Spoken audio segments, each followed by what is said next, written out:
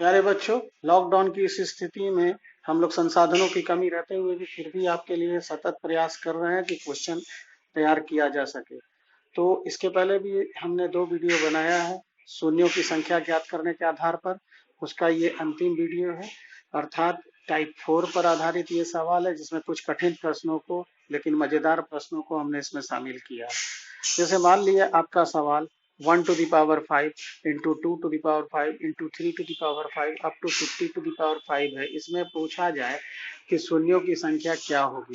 तो जैसा कि हमने बताया था कि शून्य का संख्या आपको 5 की संख्या पर निर्भर करेगा, क्योंकि 2 का संख्या तो यहाँ बहुत ज्यादा आएगा।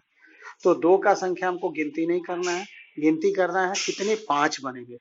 तो इसी तरीके से अगर हम इसको कंटिन्यू करें तो 5 का पावर 5, 5 का पावर 5 में 5 की संख्या क्या होगी? 5। इसी प्रकार से जब हम 5 के आगे 10 पर आएंगे, 5 का मल्टीपल, वहां 5 मिलेगा, 15 में मिलेगा, 20 में मिलेगा, 25 में 2 बार 5 मिलेगा, क्योंकि 25 का गुणनखंड हो जाता है 5 गुने 5। तो यहाँ 2 बार 5 मिलेगा, फिर 30 में मिलेगा, फिर 35 में मिलेगा, फिर 40 में मिलेगा, फिर 45 में मिलेगा और फिर 50 में 2 बार हमको 5 मिलेगा।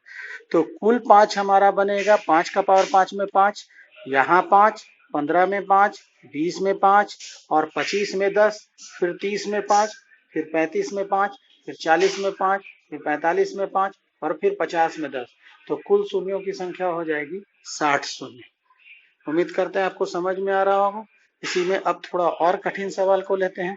मान लिया जाए हमारे पास प्रश्न ऐसा हो कि 1 का पावर 1 फैक्टोरियल 1, 2 का पावर फैक्टोरियल 2, 3 का power factorial 3 up to 10 to the power factorial 10 में शून्य की संख्या पूछा जाए।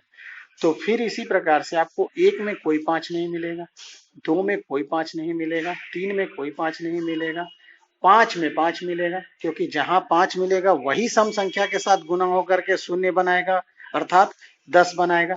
तो 5 का पावर 5 और 10 का पावर 10, इन्हीं दो जगहों पर हमारा 5 मिलेगा और ये जब 2 के साथ मल्टीप्लाई होगा तो शून्य बनाएगा।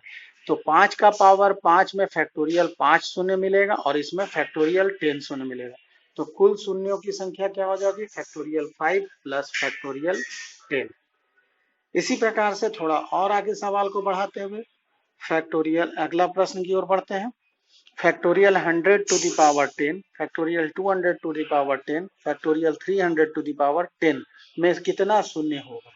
तो जैसा कि हमने पहले बताया था कि शून्य ज्ञात करने के लिए क्या करते हैं। फैक्टोरियल का मतलब क्या होता है? फैक्टोरियल हम आपको पहले भी बता चुके हैं कि अगर हम फैक्टोरियल 100 कहते हैं तो इसका मतलब होता है 1 से लेकर 100 तक में लगातार गुना। और जब हम 1 से 100 तक में लगातार गुना करते हैं तो इसका मतलब है कि वहां पर 5 मिलेगा, 10 मिलेगा, 15 मिलेगा, 20 मिलेगा। इस प्रकार जहां जहां 5 होगा वहां वहां उसके सम संख्या से गुना करने पर शून्य होगा। तो फैक्टोरियल 100 यानी 100 में शून्यों की संख्या क्या हो जाएगी? तो फैक्टोरियल 100 में शून्यों की संख्या हो जाएगी, 100 को 5 से डिवाइड करेंगे तो आएगा 20 और 20 में फिर 5 से डिवाइड करेंगे तो आएगा 5, यानी फैक्टोरियल 100 में टोटल शून्यों की संख्या हो जाएगी 24। उसी प्रकार से फैक्टोरियल 200 में तो पहले 200 को हम 5 से डिवाइड करेंगे तो आएगा 40, 40 को फिर 5 से डिवाइड करेंगे तो आएगा 8 और 8 में फिर हमारा 5 से भाग लग सकता है तो आएगा 1। तो टोटल हो जाएगा 40 प्लस 8 प्लस 1 यानी 49 शून्य।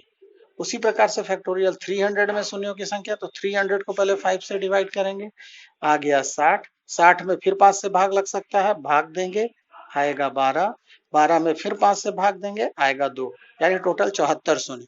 तो अब देखिए 24 यहाँ पर शून्य आएगा जिसका पावर 10 है, यानी 24 गुने 10 टोटल 240 शून्य हो जाएगा। यहाँ पर 49 शून्य आएगा और 10 बार आएगा यानी 490 शून्य आएगा और यहाँ 74 शून्य आएगा, 10 बार आएगा यानी 740 शून्य आएगा। यानी कुल शून्यों की संख्या यहाँ पर कितना हो जाएगा? 1470। उम्मीद करते हैं आप समझ रहे हैं। बढ़ते हैं अगले सवाल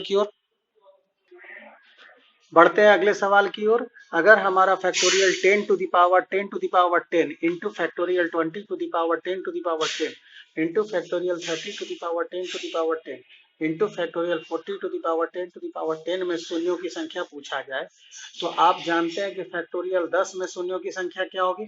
तो आप देखिए 10 में शून्यों की संख्या क्या होगी, 1 से फैक्टोरियल 10 का मतलब हो गया 1 से 10 तक का गुना। अब यहाँ पर एक 5 है, 5 को जब हम 2 से गुना करेंगे तो एक शून्य बनेगा और 10 में एक और शून्य बनेगा, यानी टोटल शून्य हमारा 2 हो जाएगा। उसी प्रकार से जब हम 10 का शून्य का संख्या निकालेंगे तो 2 शून्य निकलेगा और उसका 10 गुने 10, जैसा कि आप जानते हैं पावर का पावर रहने पर और ब्रैकेट के अंदर रहने पर मल्टीप्लाई हो जाता है, 100 हो जाएगा। उसी प्रकार से फैक्टोरियल 20 में हमारा क्या हो जाएगा, 20/5 यानी 4 शून्य बनेगा, 4 का पावर 100।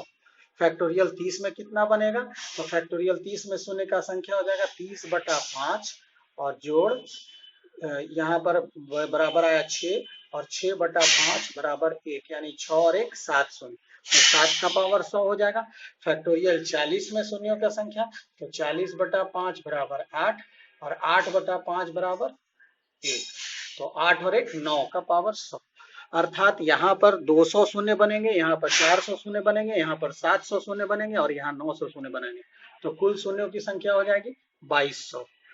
उम्मीद कर रहे हैं आप समझ रहे होंगे। पढ़ते हैं अगले सवाल की ओर।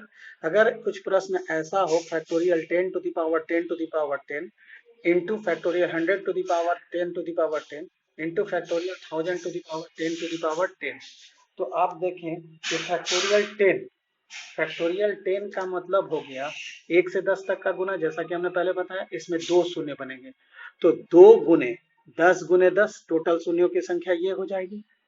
फैक्टोरियल 100, इसका मतलब 1 से लेकर 100 तक का गुना, तो 100 को पहले हम 5 से डिवाइड करेंगे, बचेगा 20 और 20 को फिर 5 से डिवाइड करेंगे, बचेगा 4, अर्थात टोटल 24 शून्य, और इन 24 शून्यों में 10 गुने 10 यानी 100 गुना हो जाएगा।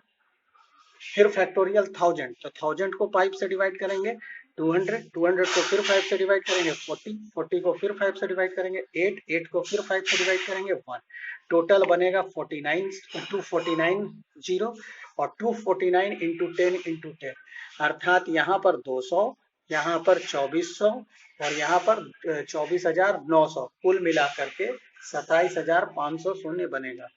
उम्मीद करते हैं दोस्तों आपको समझ में आया होगा, और इसी के साथ हम इस वीडियो को समाप्त करते हैं। मिलते हैं अगले वीडियो में। धन्यवाद।